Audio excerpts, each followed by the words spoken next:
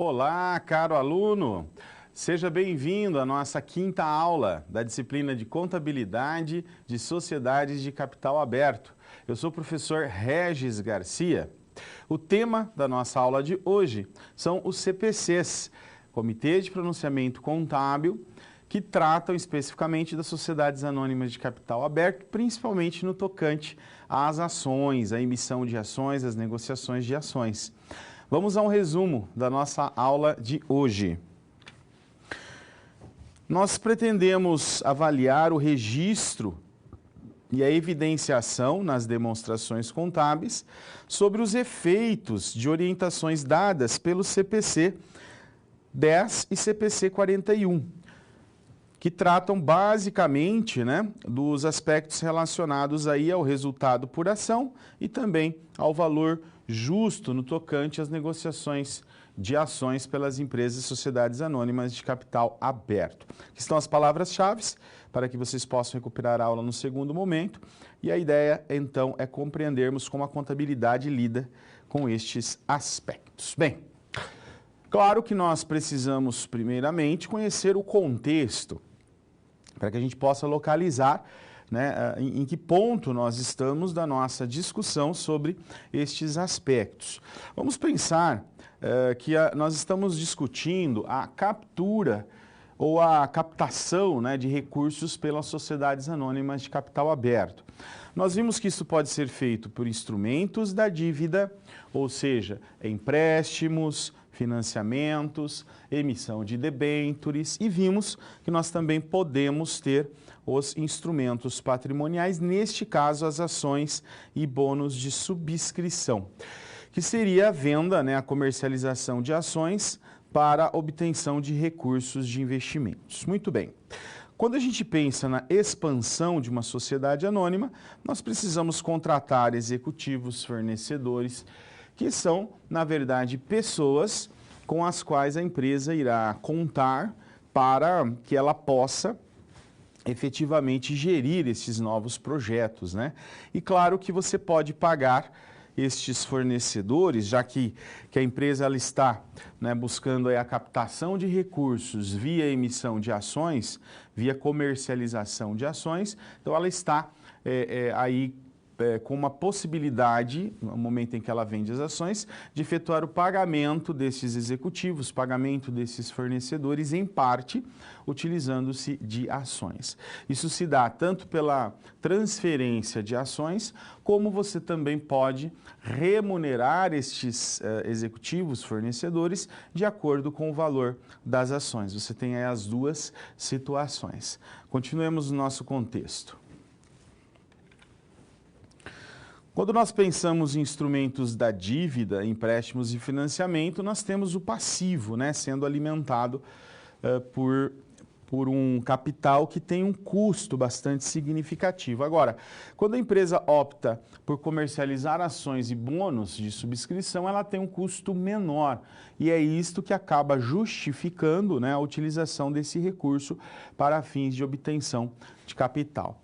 Bem, quando você vai fazer o pagamento com ações desses fornecedores, a partir do contrato e do termo de negociação com eles, você precisa de algumas informações contábeis relevantes, como, por exemplo, avaliar os resultados, se aquilo que foi estabelecido como meta e que justificou a emissão das ações está de fato ocorrendo, e o resultado por ação, que por sua vez interessa aos possuidores de ações. O resultado por ação é uma medida contábil muito relevante que tem justamente esta finalidade de explicar quanto que cada acionista, quanto que cada ação teve em termos de participação no resultado.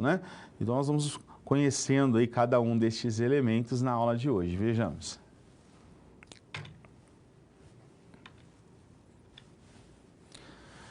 CPC 10, pagamento baseado em ações. O CPC 10, Comitê de Pronunciamentos Contábeis, ele dispõe sobre a disponibilidade ou possibilidade de você pagar, saldar dívidas da empresa, os seus compromissos financeiros, por meio de instrumentos financeiros como as ações. O que é interessante, por que é interessante para a empresa? É a questão do custo mesmo, né? O custo de capital, que é menor do que você fazer um empréstimo, efetuar esses pagamentos para o seu projeto ser realizado. E como é um caso muito específico, envolvendo apenas as sociedades anônimas de capital aberto, então nós precisamos conhecer aí o CPC 10, que é um destes CPCs que lida, né, com estas questões muito específicas das sociedades anônimas. Continuemos. Ele estabelece os princípios que serão utilizados, ou seja, a base normativa, né, para que você mensure e providencie as ações, né, o pagamento de ações seguindo as regras estabelecidas, as regras societárias, as regras contábeis, né? Aí você vai, neste caso, acionar este CPC sempre que você estiver diante de três situações em especial, três formas de transações em que há o pagamento com base em ações. Vamos ver quais são estas formas. A primeira forma, a primeira transação, é quando a liquidação da operação ela acontece por meio da entrega de instrumentos patrimoniais da entidade. Aí, normalmente, isso é feito por via de ações, né, nas quais a entidade recebe produtos e serviços em contrapartida. O que está dizendo aqui o CPC?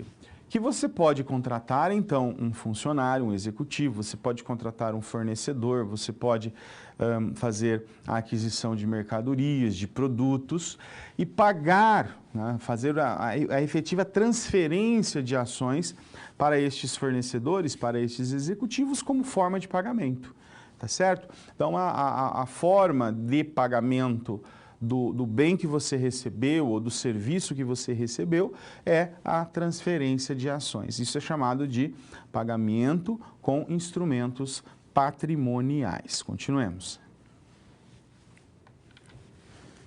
No caso de haver aquisição de produtos e serviços, no qual a quitação, veja que agora nós estamos falando, na quitação da dívida, ou seja, do passivo, acontece em dinheiro, então o valor que você deve será pago em dinheiro, né? Devemos considerar que o montante da operação seja sempre com base no preço ou valor das ações ou outros instrumentos de capital da companhia. Então você tem a situação em que a ação em si, o instrumento patrimonial, ele é meramente um indexador da sua dívida. Por exemplo, você negocia com o fornecedor, negocia com um executivo, que ao final daquele projeto, ao final daquele período, você vai pagá-los em dinheiro mesmo, utilizando o seu caixa. Mas que o valor a ser pago corresponde a X ações, ou seja, você está indexando, né, o pagamento por meio de um acordo ao valor das ações, de tal forma que você precisa também acompanhar o valor das ações, mesmo o pagamento sendo feito em dinheiro. Vejamos. O último caso, né, é quando há a transação em que a entidade recebe produtos e serviços, deve-se dar ao fornecedor, inclusive, a liberdade de escolha sobre a forma de liquidação da transação, ou seja, cabe ao fornecedor aceitar ou não, né, aceitar ou não aquela proposta vinculada a ações. E neste caso, podendo ser em dinheiro ou em outros ativos, né? Inclusive estoques, títulos a receber, imobilizado, né? O próprio dinheiro, ou também as ações que estão lá no patrimônio líquido. Ou mesmo mediante a emissão de algum instrumento de capital, aí seria o instrumento de capital, os instrumentos de capital utilizados pelas sociedades anônimas de capital aberto são ou as ações ou os bônus de subscrição, ambos vinculados ao capital social dentro do patrimônio líquido, tá certo? A pessoa que é detentora da ação, portanto, entre aspas, aí um sócio, um acionista da empresa, né? e passando a ter direitos, inclusive, sobre dividendos que venham a ser distribuídas, a própria oscilação do valor da ação, né, que se dá aí baseado na expectativa de resultado da empresa, do mercado no qual ela está inserida, entre outros aspectos de igual relevância. Vejamos. O estudo aqui nesta aula está focado na liquidação com base na entrega de ações, tá certo? Como que nós tratamos o pagamento dos serviços ou dos bens adquiridos por meio da entrega de ações. Neste caso, instrumento, né, financeiro na quitação da dívida, da entidade, né, que será o instrumento financeiro para você liquidar aí a sua dívida, a dívida derivada da aquisição, né, de produtos ou serviços, tá certo? Então, esse é o nosso objetivo, tratar exatamente desses aspectos normativos para que a contabilidade saiba como efetuar o registro, o reconhecimento, a mensuração dessas operações. Liquidação com base na entrega de ações.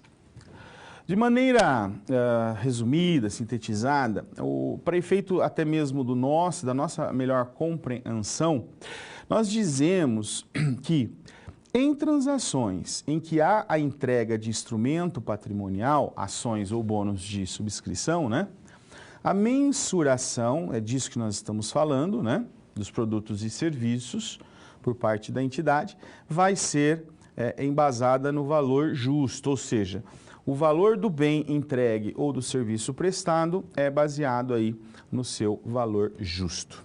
E aí, nós chegamos à primeiro questionamento, né, que geralmente ocorre. Mas o que é valor justo mesmo, né? É valor de mercado? Não, não é valor de mercado. O valor justo, ele é aquele valor que é negociado em um mercado livre, entre pessoas livres, ou seja, que não tenham nenhum tipo de influência que possam afetar o valor, né, daqueles bens, tá certo? E que negociam, né, nesse mercado. Então tem um comprador, um vendedor que negociam livremente. Esse valor entre as partes é o valor justo daquele bem, né? A diferença em relação ao valor de mercado é que você pode ter um valor justo, né, menor do que o valor de mercado, porque houve uma livre negociação em que, naquela situação, aquele bem especificamente teve aquele valor menor do que a média de valor dele no mercado. Por isso que há a diferença entre valor de mercado e valor justo. O valor justo é o valor da livre negociação deste bem, né? Se você vai testar a venda desse bem no mercado, então você vai fazer uma simulação em tese, né, para poder chegar aí muito proximamente ao que é o valor justo de uma transação. Vejamos. Enquanto que, né, quando for o caso da remuneração a administradores e empregados, a remuneração de pessoas vinculadas à atividade da própria empresa, né, aos seus administradores, aos empregados que possuem participação, a mensuração deverá ser com base no valor justo das ações outorgadas, né? Tá certo? Então, qual é o valor de um serviço prestado que foi negociado com um administrador equivalente a 1.000 ações da empresa? 1.000 vezes o valor da cotação daquelas ações naquele momento, porque neste caso nós temos um valor de mercado, né, que é acompanhado diariamente, aliás, momentaneamente, né, na B3, que faz aí a intermediação das compras e vendas de ações todos os dias, né? O valor justo, portanto, se são 1.000 ações negociadas, 1.000 ações vezes o valor de cada ação, será aí a remuneração que este sujeito terá, né, esse administrador ou este empregado. Vejamos mais. Nas transações em que os pagamentos... Aliás, deixa eu só voltar aqui um pouquinho. Faltou a gente complementar, né? Mensuradas na data da concessão, né? Ou seja, quando os bens, as ações foram transferidas, tá bom?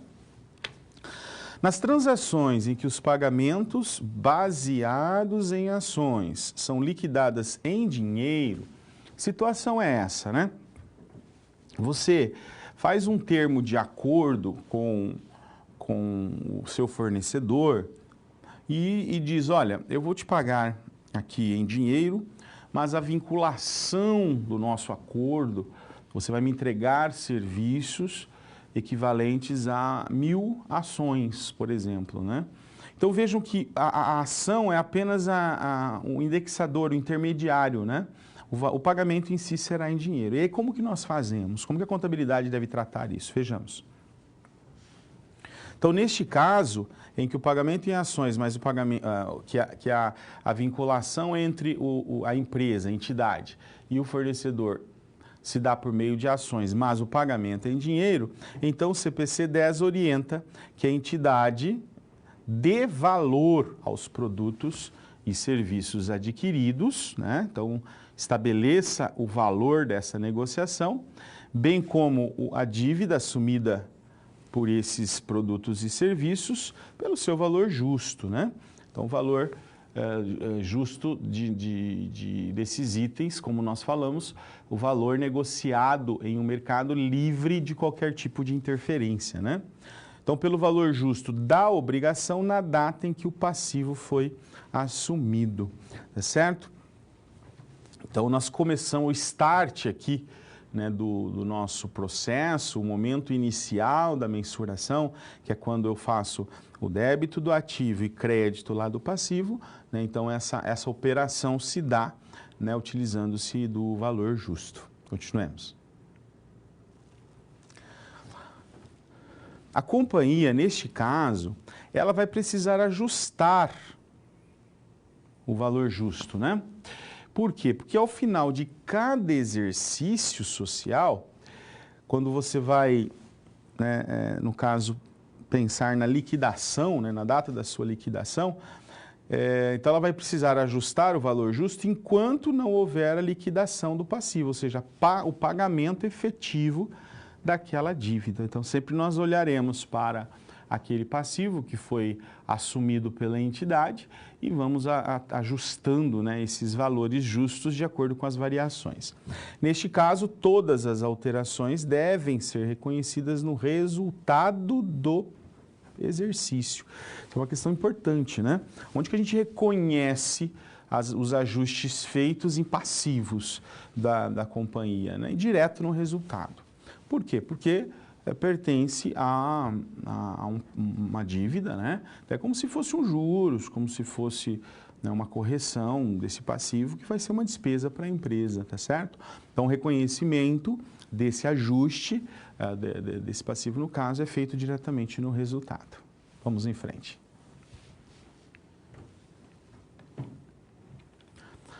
Nas transações em que pagamentos, e aqui é importante, ó, pagamentos estiverem pautados em termos de acordo, a companhia deverá contabilizar como sendo uma transação de pagamento baseada em ações, com liquidação em dinheiro, né? Este é o caso em que a negociação com o fornecedor, a negociação, né, com o administrador, com o funcionário, foi feito via um acordo entre as partes, né, dizendo ali como seria esta remuneração, tá certo? Então, neste caso, o tratamento é como se fosse um pagamento baseado em ações com quitação em dinheiro. As regras devem ser utilizadas, as regras que serão utilizadas serão equivalentes a esta operação.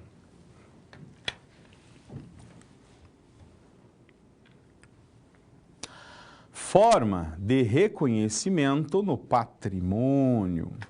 Quando nós falamos, né, que o CPC 10 trata dos quesitos de negociações com fornecedores, e empregados, executivos baseados em ações, então nós precisamos pensar em como reconhecer isso no patrimônio.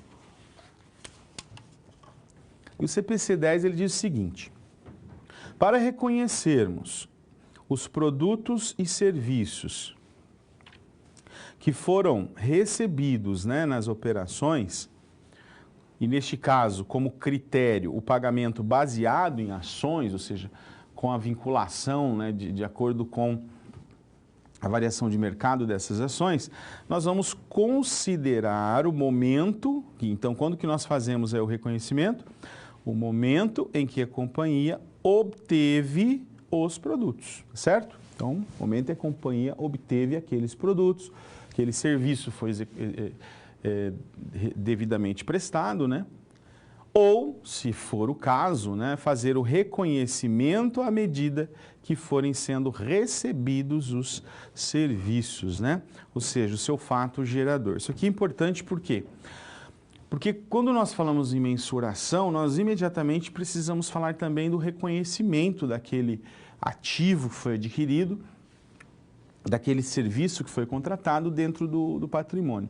Ou seja, em que momento este ativo, em que momento esse serviço, né, ele impactará o patrimônio da empresa. E neste caso, é quando o produto de fato foi negociado e houve ali a entrega do produto, ou no caso dos serviços, proporcional, né, ao período em que esses serviços vão sendo praticados, né, vão sendo entregues pelos fornecedores. Aqui o que importa, né, o aspecto assim, mais relevante nesse sentido, é de que a gente respeite o princípio da competência, ou seja, o princípio que determina que estes serviços vão ser reconhecidos como quando eles de fato forem realizados, né? A receita, custos e despesas segue esse princípio, ou seja, não importa quando será pago, o que importa é quando essa receita de fato ocorreu, o custo de fato incorreu ou a despesa de fato incorreu, né? Aí você faz o reconhecimento. Continuemos.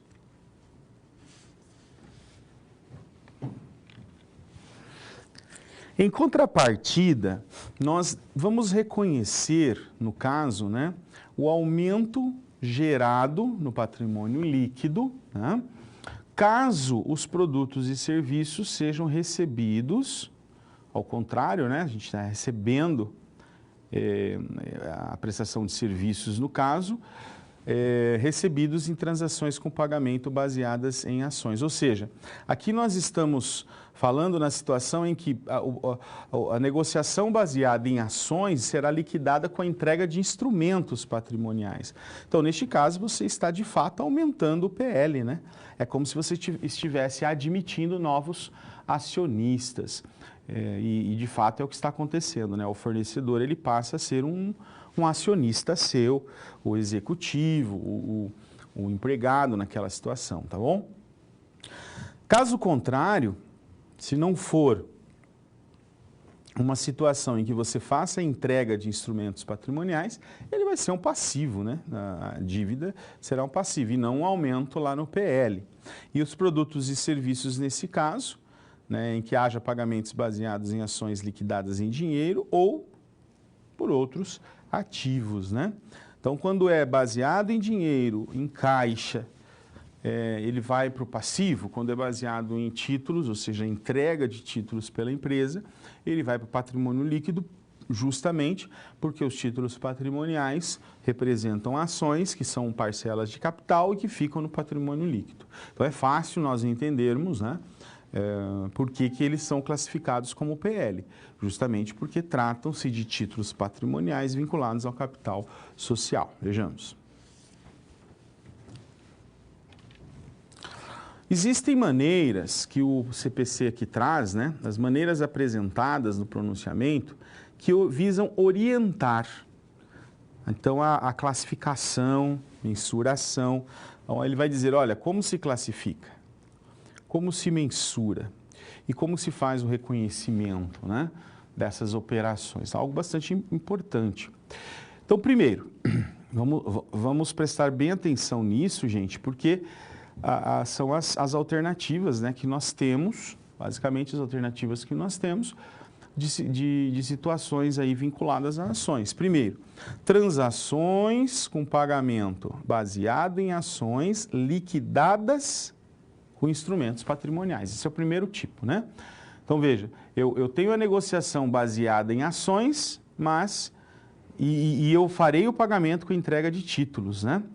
Tá certo? A liquidação será em títulos. 2. Transações com pagamento baseado em ações liquidadas em dinheiro. Então, a segunda situação, O que muda da 1 para a 2 é que, no caso da 2, a liquidação, o pagamento, está sendo feito em dinheiro. 3. Transação com pagamento baseado em ações com alternativa de liquidação em caixa. Então, a transação foi vinculada por um termo de acordo, dizendo que será baseado em ações, e cabe ao fornecedor escolher. Eu quero título ou eu quero que você me pague em dinheiro. Tá certo? Então, isso é o que diz aqui a alternativa. Quem cabe a opção? Ao fornecedor. 4. Transação com pagamento baseado em ações entre entidades do mesmo grupo. Eu vejo que entidades do mesmo grupo, né, todas elas têm as suas participações, né, umas nas outras, porque correspondem a um grupo empresarial. E é um tipo específico porque justamente nessa situação em que você tem a participação de uma empresa na outra, há uma troca aí de ações, né, no momento em que há essas prestações de serviços. Como está dentro do mesmo grupo, quando você fizer a demonstração consolidada, isso será, no caso, expurgado, né, da demonstração consolidada. Vamos em frente. Quais são as premissas fundamentais do CPC 10? Primeiro, o que são premissas, né? Premissas representam, no caso aqui, a base sobre a qual nós vamos tomar as decisões, né? A base sobre a qual nós vamos analisar uma situação, um problema, ou seja, sobre aquela premissa, né? Aquela regra previamente conhecida. É isso que a premissa representa. Bem, pensemos aí que há um produto ou um serviço negociado entre a empresa e um fornecedor, ou negociado entre a empresa e um empregado, mas há, né, esse produto ou serviço. De um lado, você tem quem fornece esse produto ou serviço, ou seja, fornecedor, que fornece para quem? Para a empresa, tá certo?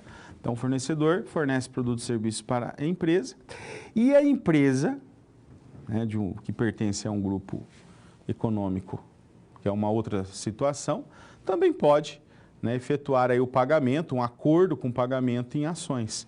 Ou seja, o fornecedor e o empregado prestam os produtos e serviços, ou seja, entregam os produtos e prestam os serviços, e as empresas ou grupo econômico fazem um acordo de pagamento baseados em ações.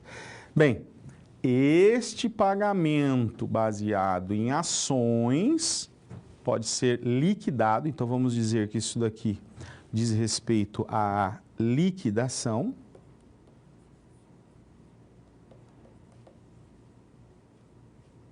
Ok? Então, diz respeito à liquidação.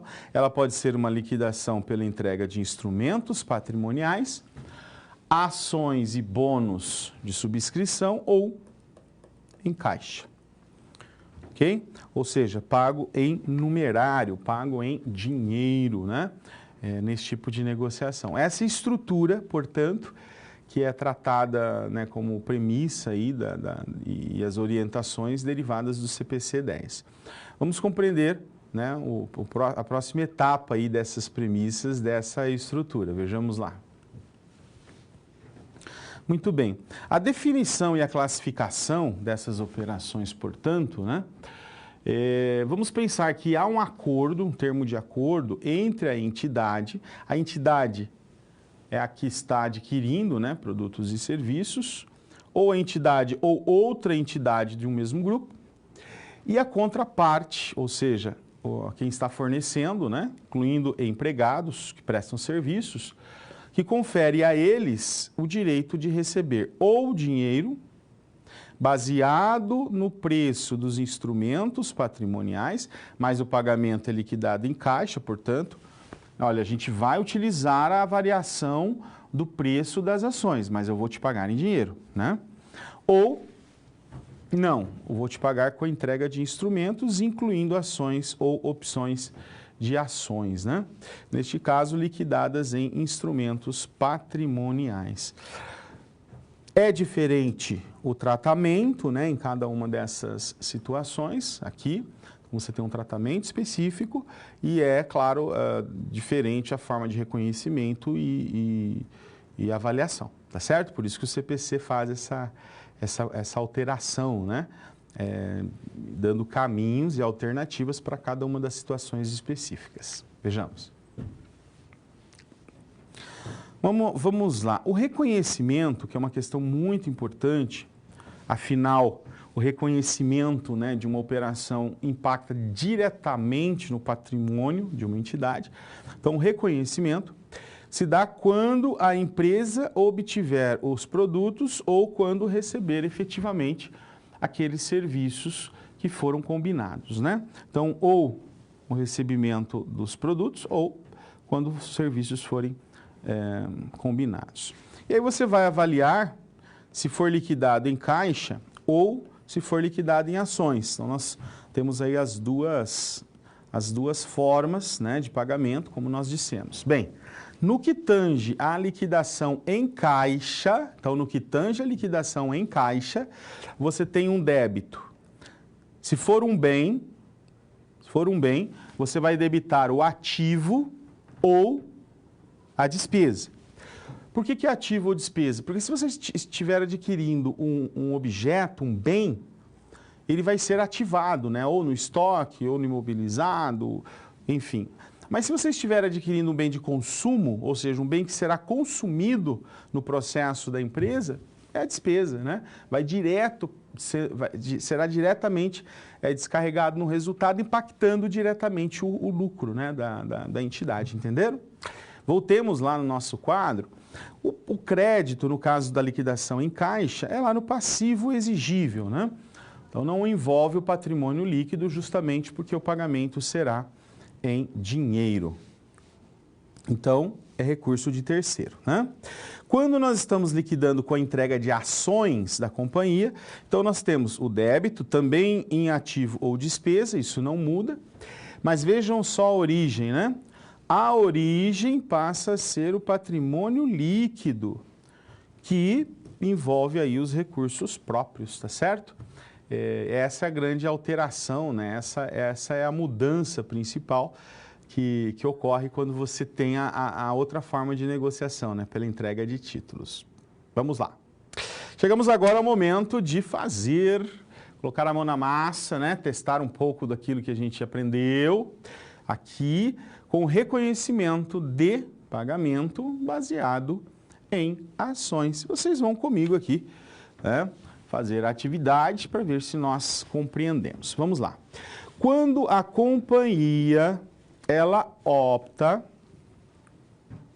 por remunerar em ações, então veja só, quando a companhia opta em remunerar em ações, ela irá pautar-se, né, nas orientações dadas pelo CPC 10, revisão 1.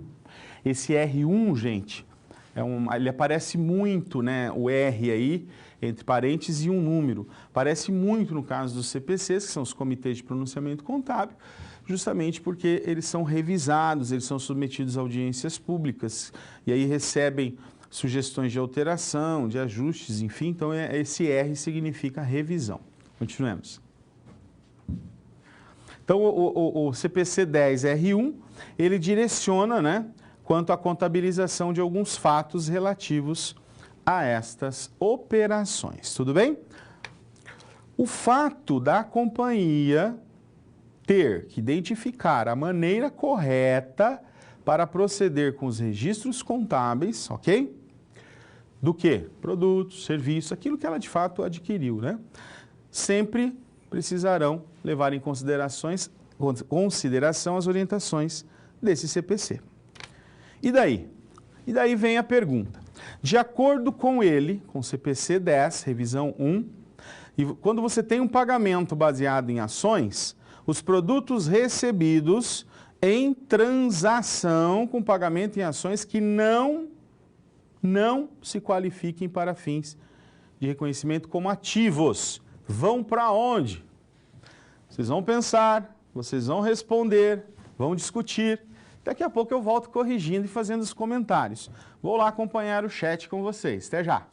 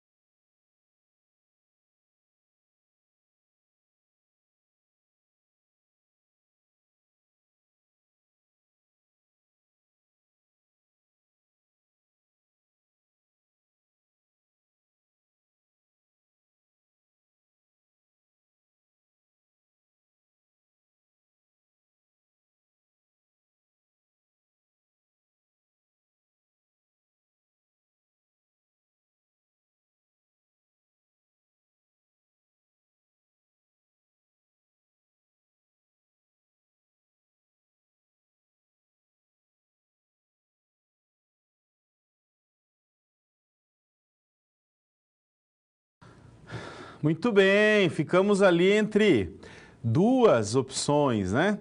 Ou passivo ou despesas, né? Vamos ver por que que gerou esta confusão. Olha só, quando a gente faz o pagamento baseado em ações, nós estamos falando do lançamento da partida e não da contrapartida. Então, não estamos falando necessariamente da origem dos recursos, mas sim da aplicação, para onde o recurso está indo, entenderam? Neste caso, não pode ser passivo, porque o passivo seria a origem desse recurso, né? Tá bom? Então, onde você vai aplicar? Ou é no ativo ou é numa despesa. Como não pode ser um ativo, vejam que a questão fala sobre isso, né? Não se qualifiquem para serem classificados como ativo. Então, só pode ser despesa, né? Despesas do período. Tá certo? É normal que gere uma certa dúvida, né? Mas, neste caso, nós estamos falando da aplicação do recurso e não da origem. Tá joinha? Fechou? Então tá bom. Vamos em frente.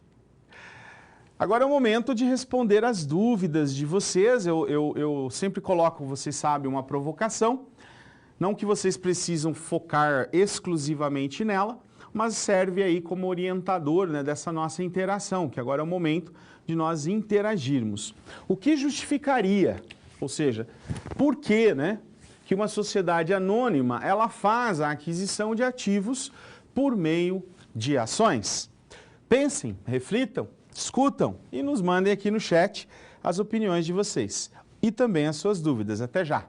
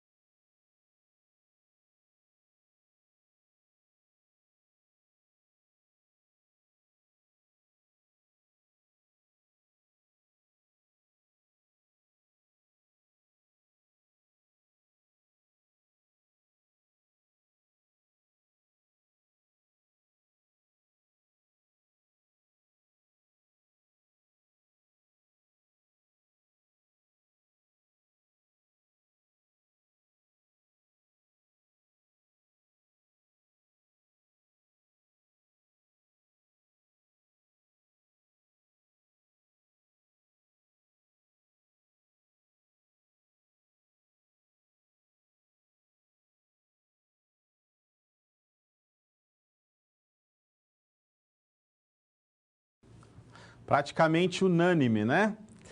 É sim a questão do custo do capital. O que faz com que a empresa opte, quando vai precisar de recursos para um grande investimento, em transferir suas próprias ações, é que neste caso ela torna o fornecedor, seja ele um fornecedor externo ou um funcionário, ela os torna um investidor. E isso faz com que eles passem a integrar o patrimônio líquido e não integrando o passivo, né, com um custo que talvez fosse muito maior se ela tivesse que, por exemplo, fazer empréstimos para pagar esses fornecedores. Então, muito bem, né, todos giraram em torno dessa mesma opção, né, a questão do custo, viabilidade da utilização, enfim, é isso mesmo que justificaria, né? Vamos em frente? Vamos lá. CPC 10, agora vamos falar da mensuração. Nós voltarmos aqui na estrutura do que nós estamos discutindo, né? Então, há produtos e serviços sendo negociados, há de um lado a empresa, há do outro os fornecedores e empregados, entre eles um acordo cujo pagamento será baseado em ações e, se for pela entrega de títulos patrimoniais, isso envolve ações ou opções de ações. O direito adquirido, quando há um direito adquirido sem condicionais, chamado de vesting, né?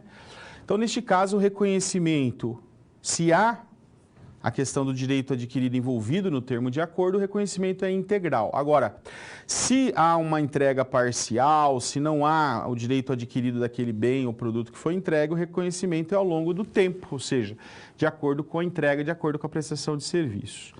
Bem, se não for possível a mensuração ao longo do tempo, você vai fazer pelo valor justo dos produtos e serviços que foram recebidos, né? Ou pela mensuração do valor justo do instrumento, se for a ação ou a opção de ações, na data da entrega. No caso da remuneração, por exemplo, dos empregados, em que não há, a gente pensar aqui na remuneração de empregado, não há essa situação da entrega parcial, né? Porque, na verdade, você tem a remuneração ocorrendo em cada período de folha de pagamento, em cada período social, né? Se a empresa faz esse acerto ao final do exercício, então, ao final de cada exercício, nós temos essa figura, né, da mensuração. Então, é necessário você identificar quem é esse fornecedor e qual a situação que ele se encontra em termos de negociação com a empresa. Vejamos. Na mesma situação, mas com pagamento em dinheiro, né? Então, caixa baseado em ações ou opções, a mensuração é pelo valor justo, pela aplicação do modelo de precificação de opções, né, se no caso não for a ação. Ou passivo, mensurado no início e ao final de cada período de reporte. Este segundo quadro aqui está tratando especificamente da questão do ajuste do valor justo, né?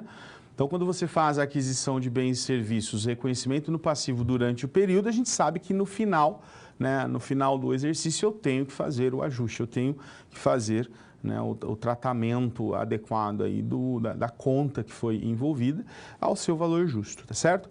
Lembrando também que esses ajustes sobre o passivo são descarregados diretamente no resultado. Vejamos. Vamos ver aqui sobre a questão da estimativa do valor justo, né? Quando nós outorgamos instrumentos patrimoniais, ações ou opções de ações, né? Neste caso, as ações outorgadas, o valor justo deve ser mensurado pelo preço de mercado. Ou seja, você vai até o mercado e vê a cotação das suas ações, né? Como que elas estão sendo negociadas entre os compradores e vendedores no mercado. E claro que você vai fazer ajustes, se necessário, de acordo com o termo e condição assinado com o teu fornecedor. Já no caso das opções de ações, não existe um preço de mercado específico, mas existem modelos que te permitem fazer, né, a precificação destes títulos. Então, neste caso, embora não exista o valor de mercado, você vai fazer aí verificar, né, os termos e condições que são aplicáveis às opções e, né, neste caso, aplicar aí o modelo de precificação de opções. Lembrando que esse modelo, né, ele vai trabalhar aí com parâmetros de pesos, com parâmetros de temporal, né, a variação do preço das ações de um determinado período, até que você chega, né, na previsão do que essa opção geraria de valor, né, baseado no que você tem de histórico na movimentação de preços dessa ação. Vejamos. Bem, o problema é o seguinte: quando nós fazemos o pagamento baseado em ações, envolvendo funcionários, né, envolvendo aí os executivos, a gente precisa considerar uma questão muito importante. Esse executivo, ele toma decisões, né? Então, ele toma decisões em nome do principal. Quem que é o principal? É a entidade contratante, né? Então, a teoria da agência diz assim que existe um principal, que é a entidade que contrata o agente, né? Esse agente, que é o contratado, ele vai tomar decisões, claro, envolvendo seus próprios interesses, né? Também, não apenas os da empresa. E a ideia do CPC 10 é atuar como um mecanismo de governança corporativa capaz de fazer um alinhamento dos interesses do agente versus os interesses do principal. A ideia é que ele tome decisões sempre de acordo, né, com o melhor interesse do principal. Então, em tese, né, para se eliminar o conflito de agência, você precisa levar esse decisor à consciência de que ele precisa atender aos interesses majoritários, ou seja, dos principais e de todos os demais, e não tomar decisões apenas em prol do próprio interesse. Os executivos, nesse caso, eles têm uma remuneração. Então, por que há o conflito, né? Por que surge o conflito de agência? Porque esses executivos, eles têm uma remuneração atrelada ao valor dos instrumentos patrimoniais da entidade em que trabalham.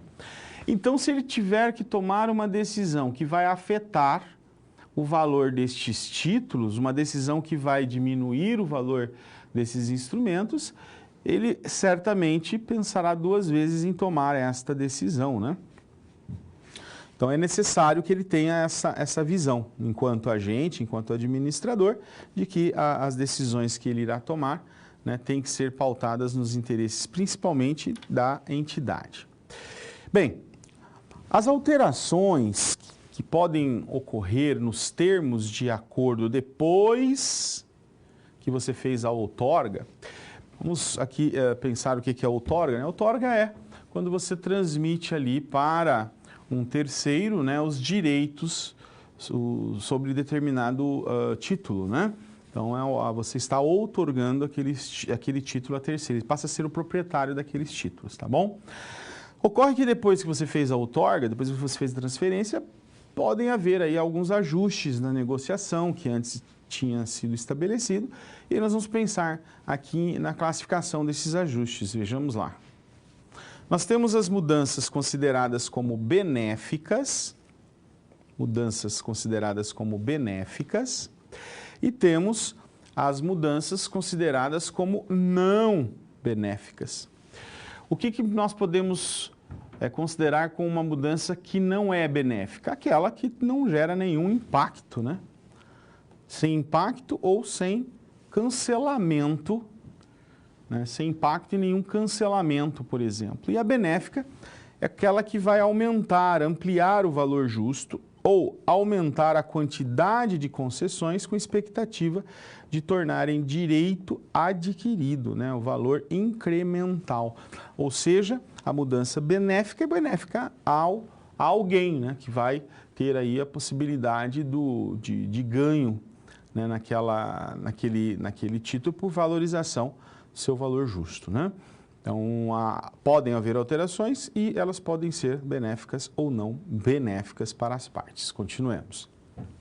A modificação, ele é, no caso, né, o valor justo incremental, ou seja, na situação de alteração, né, que vai gerar um incremento, ou seja, um valor a mais, uma valorização, ele é reconhecido ao longo do período aquisitivo remanescente, ele fica para frente, né, ele vai ser reconhecido daqui para frente. É o caso das opções, né? As opções de ações. E o que é o cancelamento? O cancelamento, ele acelera o reconhecimento da despesa no resultado, né? Então, se você cancelou uma negociação que era baseada em título, você passa, então, a reconhecer como despesas, né, as alterações derivadas desse cancelamento, ou seja, desta alteração na substância, no âmago, né, do instrumento, tá certo? Então, nós temos que considerar essa possibilidade, mas sempre avaliar, no caso lá no dia a dia da empresa, no cotidiano, é sempre avaliadas, né, são sempre avaliadas as consequências dessas alterações. Continuemos. Nós temos um instrumento, né, chamado de incentivo organizacional que compreende, como o próprio nome sugere, o incentivo dado, né, a determinadas pessoas para que elas consigam atingir determinadas metas que foram estabelecidas, né? E a ideia desses incentivos, nesse caso, então nas sociedades anônimas, elas optam por remunerar empregados, administradores e colaboradores por meio de pacotes, né, que incluem ações, está mudando sozinho aqui, ações e opções de ações.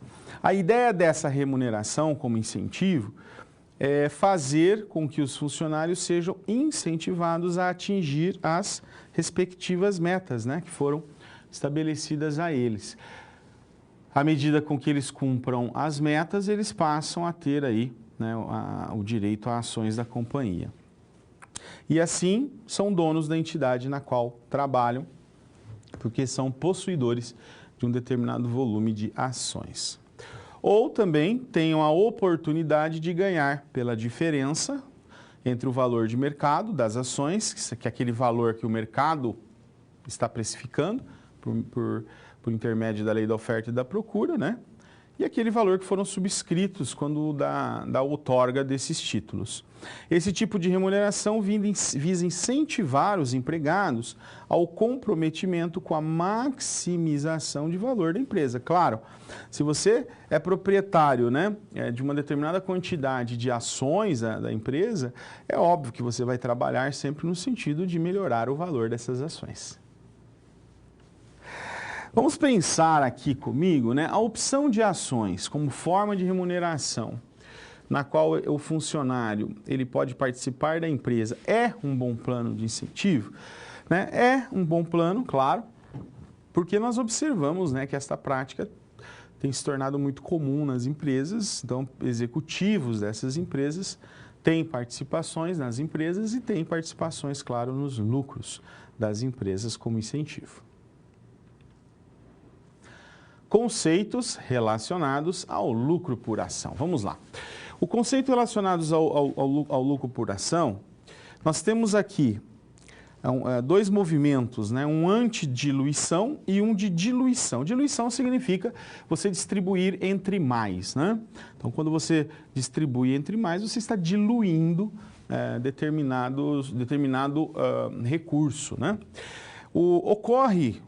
A antidiluição ocorre um aumento no lucro por ação, em uma redução ou uma redução no prejuízo, né? Tá certo? Ele surge quando instrumentos financeiros são convertidos em ações, quando as ações ou bônus de subscrição são exercidos e são emitidas ações a partir da satisfação das condições previamente especificadas, que é o incentivo, né? E quando que ocorre a diluição? Ocorre uma redução no lucro por ação ou aumento, no caso do prejuízo por ação. Por quê? Porque neste caso você tem, né, a inclusão ou não das demais ações de mercado, você tem a inclusão ou não das ações que pertencem a esses credores especiais, né, que você está incentivando ou que você, lá no termo de acordo da entrega dos produtos, estabeleceu que seria via ação. Vejamos. Nós temos os dois tipos de ações, as ordinárias, aquelas que dão direito a voto, as preferenciais, as que não dão direito a voto, mas que dão preferência no que tange aos dividendos e, no caso de falência, tem prioridade na distribuição, né, do capital. Nós temos ainda as ações próprias, que são ações ordinárias, ou seja, com direito a voto, que da própria empresa, que ela segura, né, ela mantém com ela, claro, para ter, de repente, maior poder de controle, né, sobre o seu capital. As ações convertíveis são aquelas que, de modo automático, se tornam ações ordinárias. Você estabelece uma data pré-definida e se a pessoa fica com aquela ação durante aquele tempo, ela se transforma em ação ordinária. E as preferenciais são aquelas, como nós falamos há pouco, né, dão preferência, ou seja, embora não deem direito a voto, elas dão preferência na distribuição de dividendos e também prioridade na distribuição de capital. O CPC 41, ele trata, portanto, né, dos princípios para se determinar a apresentação do resultado por ação. Ou seja, é o CPC que trata da evidenciação do patrimônio, do resultado da empresa baseado, né, no lucro por ação, baseado nos rendimentos de quem faz parte ali daquele lucro, né? A ideia é melhorar as comparações de desempenho entre diferentes companhias, ou seja, você conseguindo, né, o indicador de lucro por ação, você pode comparar as empresas que oferecem um melhor rendimento, as empresas que oferecem um pior rendimento, né, naquele período que você está avaliando. E também a mesma companhia em períodos diferentes. Se ela aumentou o lucro por ação, se ela diminuiu o lucro por ação. Então, você consegue acompanhar a evolução da própria companhia ou comparar essa companhia em relação às demais. Qual é o papel da contabilidade? O papel da contabilidade é evidenciar, né, as situações patrimoniais e de resultado a fim de fomentar, de subsidiar, de dar apoio ao processo de tomada de decisão. Então, a contabilidade precisa, o CPC 41 está cuidando disso, né, fazer com que essa informação seja de fato relevante. Vamos em frente. Resultado por ação. A legislação societária determina, né, a identificação do montante do lucro por ação de capital. Esse é um indicador conhecido por LPA, lucro por ação, que vai tomar como base os valores da DRE, né? O cálculo, bastante simples, né, é a divisão, o básico primeiro, né, a divisão do lucro ou prejuízo atribuíveis aos titulares das ações, dividido pelo número médio ponderado das ações. E o resultado diluído, ele representa o lucro ou prejuízo atribuível aos titulares da ação, dividido pelo média ponderada do valor das ações, mais essa diferença, né, você adiciona aqui o número médio das ações passíveis de conversão, ou seja, elas ainda não são ações, mas serão as opções, né, elas serão convertidas mais à frente. Portanto, o lucro por ação, né, seria o lucro líquido dividido pelo número ponderado de ações. Veja um exemplo. Imagine que uma empresa tem um lucro líquido de 21 mil e não tem ações preferenciais. Quantidade média das ações em datas diferentes, né, um do 1, um do 9, um do 11, um do 12, então total de 12 mil. E você calcula essa média ponderada, né, das ações. Então, você tem situação inicial, aumento, situação final, né, a situação final das ações. Então, você vai converter essas 18 mil, né, o total dessas ações, você vai converter em períodos, considerando o número de meses, né? Certo? Então, você divide ali o número de mês pelo total dos meses do ano, vai achar uma proporção e aplica sobre aqui o capital. No caso, 12 por 12 dá 1, mantém-se o 10, né? 4 por 12 vai dar aí 1/3, 33,33%, vai dar aqui 1.667. E o 2, né, 2 períodos dividido por 12, então você tem aí aproximadamente, né, aproximadamente 0,15, 0,14, que vai dar 500. Total de 12.167 é a média ponderada das quantidades. O lucro é de 21 mil, então o que você faz? Você divide 21 mil pela quantidade média, 1,72 por ação.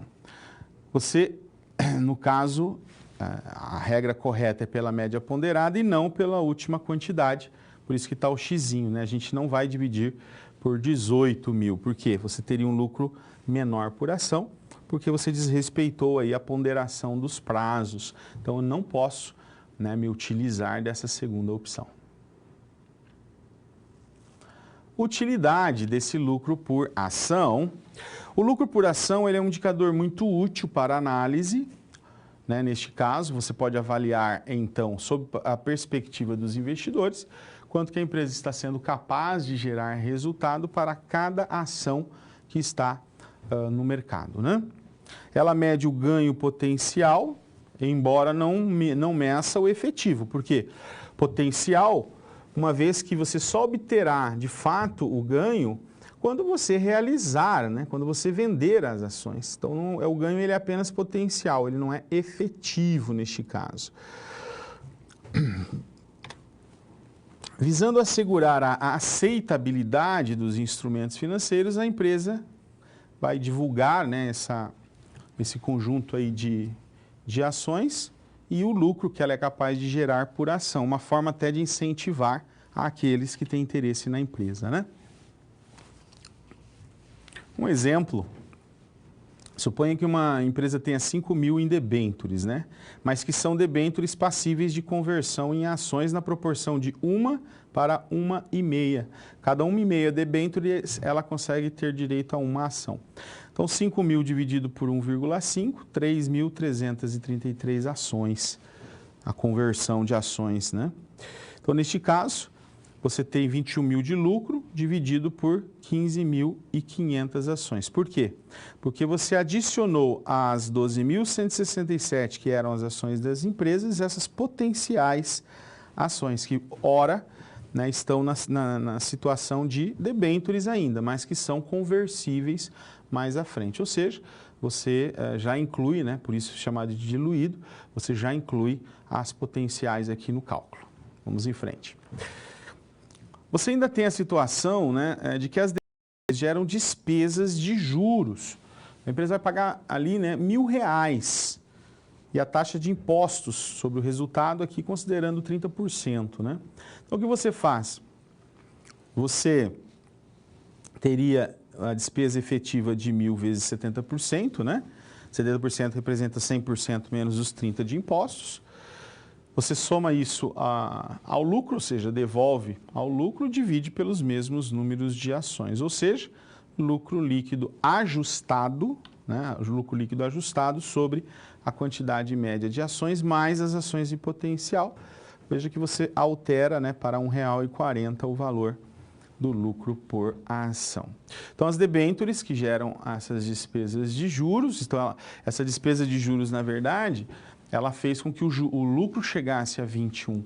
Mas se você quer saber, na verdade, né, em termos, você está utilizando a possibilidade de conversão em ações desses debêntures, você faz o ajuste do lucro, devolvendo para dentro do lucro o valor das despesas que você havia tirado para ter essa visão de lucro por ação, sem a remuneração que o próprio debenturista está tendo, né? Então, essa é a ideia de fazer esse ajuste para melhorar a visão sobre o lucro por ação da empresa. Continuemos. É facultada a divisão do resultado por ação apenas como componente da demonstração do resultado do exercício, né? Então, caso não exista necessidade de ajuste do resultado líquido do exercício, a entidade apresente apenas ações de uma única natureza e não tenha ocorrido alteração na quantidade de ações do período. Neste caso, né, sem a necessidade de nota explicativa, né, se ocorrer essas situações. Caso contrário, nota explicativa. Os valores usados como numeradores no cálculo são os lucros, né? Tá certo? Os lucros obtidos, no caso, além da conciliação desses valores com o lucro ou prejuízo atribuível à companhia. Deve-se ter esse cuidado, né? O CPC 41 destaca isso. O número médio ponderado de ações ordinárias, que é usado como denominador, básico e diluído, né? Também precisa ser conciliado, conferido. Os instrumentos que poderiam ser potencialmente diluidores do valor para a ação precisam ser identificados e explicados. E a descrição das transações e ações ordinárias. Porque se você não explica isso, se você não evidencia isso de uma forma bastante clara, quem vai entender, né, os diferentes lucros que foram apresentados? Somente as pessoas com conhecimento contábil, né? E a gente sabe que os investidores nem todos têm.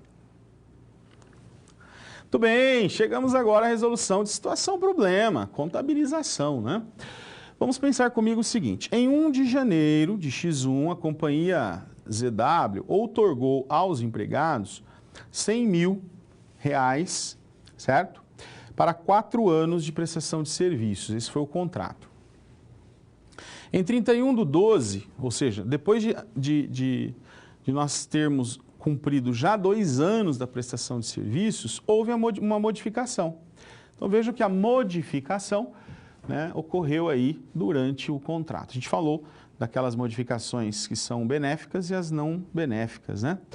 Neste caso aqui, o valor justo da concessão, na data da modificação, era de 50 mil, porque já havia assim, passado metade do prazo, né? A outorga modificada com o valor justo foi de 80 mil. Então, a opção modificada exige que o empregado preste serviço por mais 3 anos a partir da nova outorga. Então, se era 2, eu estou ampliando mais 1, né? Concorda? Os empregados permanecem durante o período de aquisição de direito e, dessa forma, adquiririam o direito. Como é que a gente contabilizaria, né? Primeiro, há uma diferença, né? 80 menos 50, dividido por 3 anos, é igual a 10 mil por ano. Então, eu tinha um contrato de 25, que dava os 100, e agora eu tenho um incremento de 10, né? Em cada ano, e no último ano só os 10, o ano adicional. Considerações: se o valor da modificação for menor que a contabilização original, tal valor deve ser ignorado, né? Então, a contabilização foi feita pelo valor. Então, neste caso, a redução de despesa não deve ser reconhecida. Agora, quando há uma redução na quantidade de ações a serem entregues, né, nessa negociação, então há uma redução no valor de entregas, aí sim, né, você deve ser tratado como um cancelamento. Cancelamento porque você tinha um direito de 25, passa a ter de 10 lá no adicional, né? Então, isso na verdade, o reconhecimento de alterações e ajustes sobre o pagamento, né, a fornecedores, nesse caso aqui a empregados, fundamentado em ações. Chegamos agora ao nosso momento de interação. Qual a contribuição da contabilidade para o correto reconhecimento das operações envolvendo ações nas sociedades anônimas? Reflitam sobre, mandem as suas participações, já voltamos corrigindo e comentando.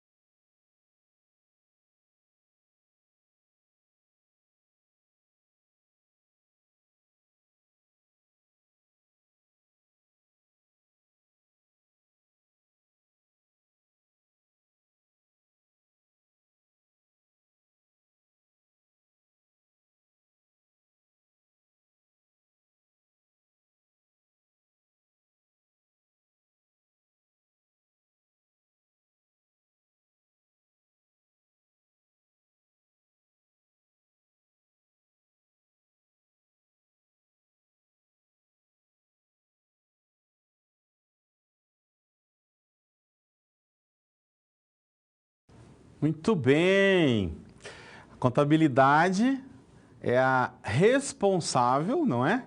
Pela evidenciação das informações. Então, a contabilidade, quando ela inclui, quando ela contempla, né, essas questões da melhor exposição do lucro por ação, do melhor ajuste a ser feito para melhorar a informação para o usuário, ela está atendendo, né, ao seu objetivo, o objetivo de garantir, né, que o usuário da informação ele tenha, de fato, condições de tomar a sua decisão baseado numa informação importante, né, uma informação fidedigna. Hoje vimos sobre o lucro por ação, falamos sobre o reconhecimento, né, e a mensuração dos pagamentos de serviços e produtos baseados em ações. Um tema muito importante no contexto das sociedades anônimas de capital aberto. Isso porque nós afetamos o patrimônio à medida com que tomamos decisões nesse sentido. Agradeço mais uma vez a atenção de vocês, a participação e certamente nos veremos no nosso próximo encontro, nossa próxima aula. Até lá. Tchau, tchau.